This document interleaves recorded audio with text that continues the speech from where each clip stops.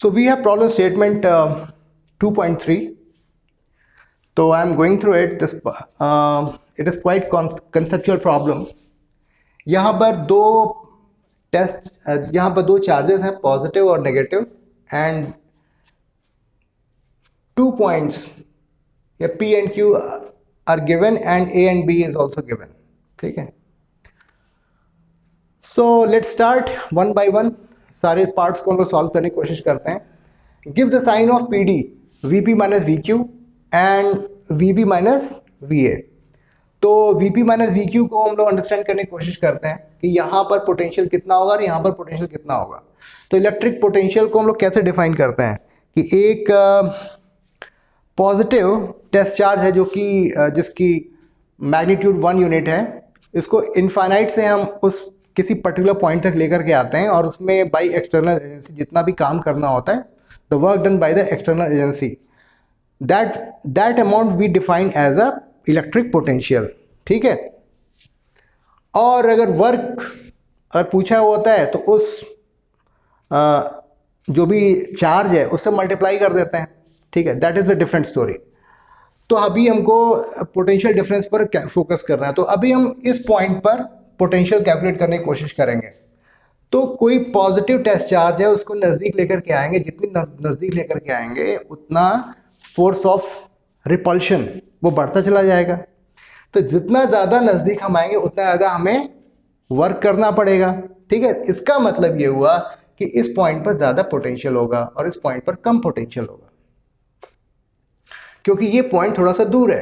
इसका मतलब VP minus VQ जो होगा वो पॉजिटिव होगा. ठीक है. सिमिलरली अब हम लोगों को VB माइनस VA निकालना है. तो एक पॉजिटिव टेस्ट चार्ज है, इसको हम नज़दीक लेकर के आ रहे हैं. जितने ज़्यादा नज़दीक लेकर के जाएंगे उतनी ज़्यादा जो है पोटेंशियल वो और ज़्यादा नेगेटिव होता चला जाएगा. आप ये देखिए, नेगेटिव होता चला जाएगा. जितनी नज़दीक आएगा उतना ज़्यादा नेगेटिव होता चला जाएगा. यानी कि ये पॉइंट पर पोटेंशियल ज़्यादा नेगेटिव होगा और इस पॉइंट पर ये पोटेंशियल कम नेगेटिव होगा. इसका मतलब with respect to this point ये पॉइंट जो है वो हायर पोटेंशियल पर है. ठीक है. यानी कि VB माइनस VA की वैल्यू क्या होगी? पॉजिटिव होगी. ठीक है. Good. Now we will focus on second part. अभी पोटेंशियल एनर्जी डिफरेंस हमें निकालना है. तो potential energy difference, potential energy थोड़ा सा मैं आपको बता दूं कि जैसे दो बॉडीज हैं, अगर उनके बीच में फोर्स ऑफ अट्रैक्शन है, if they are pulling each other, तो जो पोटेंशियल एनर्जी होगा वो नेगेटिव होगा. जितने ज़्यादा नज़दीक आप उसको लेकर के आएंगे पोटेंशियल एनर्जी नेगेटिव होता चला जाएगा.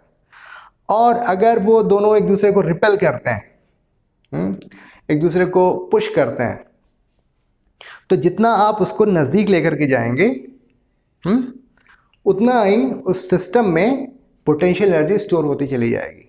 ठीक है. अभी इस केस में आप ये देखो, नेगेटिव चार्ज है, तो यहाँ पर नेगेटिव चार्ज है, यानी इनमें उस नेगेटिव चार्ज और पॉजिटिव चार्ज में अट्रैक्शन होगा. यानी कि सिस्टम का जो पोटेंशियल एनर्जी है वो नेगेटिव होगा. और जितना नज़दीक हम लेकर के आएंगे उसकी जो पोटेंशियल एनर्जी की जो नेगेटिविटी है, वो जो नेगेटिव पोटेंशियल एनर्जी है वो बढ़ती चली जाएगी.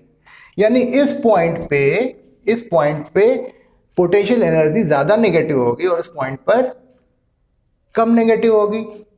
यानी कि इस पॉइंट के रिस्पेक्ट में ये पॉइंट पॉजिटिव हुआ.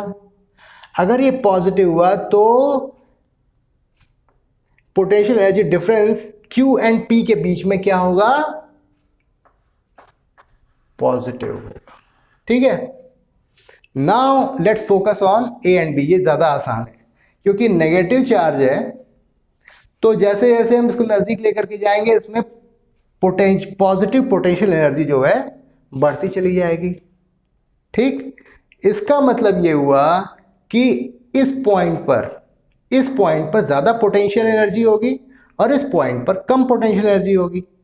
इससे हम कह सकते हैं कि VA potential energy difference A and B would be positive.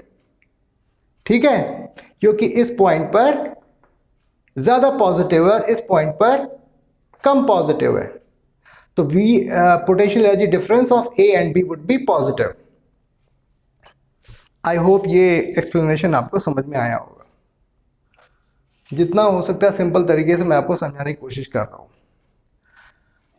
Give the sign of work done by the field, work done by the field in moving a small positive charge from Q to P,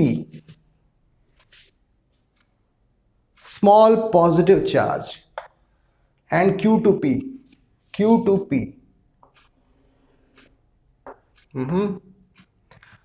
तो आप ये देखो field की direction इधर है और जो हमारा ये डिस्टेंस वेक्टर है वो इस अपोजिट है, तो इसका मतलब क्या होगा, sign of work done by the field क्या होगा, बड़ा सिंपल है, नेगेटिव होगा। इसमें क्या है, क्योंकि जो डिस्प्लेसमेंट वेक्टर है वो अपोजिट है फील्ड की डायरेक्शन के। तो ये भी कंप्लीट हुआ। Give the sign of work done by external agency by in moving a small negative charge from B to A. तो negative charge from B to A कुछ ऐसा चल रहा है और नेगेटिव है, तो और चूंकि ये नेगेटिव चार्ज यहां पर भी है, इसका मतलब इनमें फोर्स ऑफ रिपल्शन होगा। जितने इसको नजदीक लेके जाएंगे हमें ज्यादा काम करना पड़ेगा। तो हाँ, तो sign of work done by external agency ये क्या होगा, पॉजिटिव होगा। जितने नजदीक हम जाएंगे उतना हमें पॉजिटिव वर्क करना पड़ेगा। ठीक है, आई होप ये पार्ट भी क्लियर हुआ, आपको समझ में आया। ठीक है ना, फोर्थ पार्ट हो गया। Does the kinetic energy of a small negative charge increase और decrease in going from B to A. अभी ये देखो आप, स्मॉल नेगेटिव चार्ज,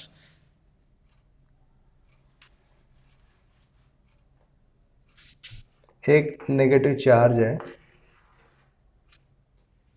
जैसे जैसे ये नजदीक आएगा सर ये फोर्स ऑफ रिपल्शन क्या है, बढ़ेगा। इसका मतलब अगर इसकी काइनेटिक एनर्जी जो भी है धीरे धीरे घटती चली जाएगी, घटेगी तो इसका मतलब इसकी पोटेंशियल एनर्जी बढ़ेगी, वो अलग बात है। तो क्वेश्चन में क्या पूछा है कि काइनेटिक एनर्जी क्या है, घटेगी या बढ़ेगी, तो काइनेटिक एनर्जी इसकी घटेगी। ठीक है, तो ये पोर्शन भी हमने कंप्लीट कर लिया। तो आई होप ये बड़ा ही कंसेप्चुअल क्वेश्चन था और इसका एक्सप्लेनेशन आपको ढंग से समझ में आया होगा। और ये सारी चीज़ें अगर आपको समझ में आती हैं तो मतलब मैं कह सकता हूँ काफ़ी सारे प्रॉब्लम्स आप आसानी से सॉल्व कर लोगे। ठीक है, okay, thank you very much.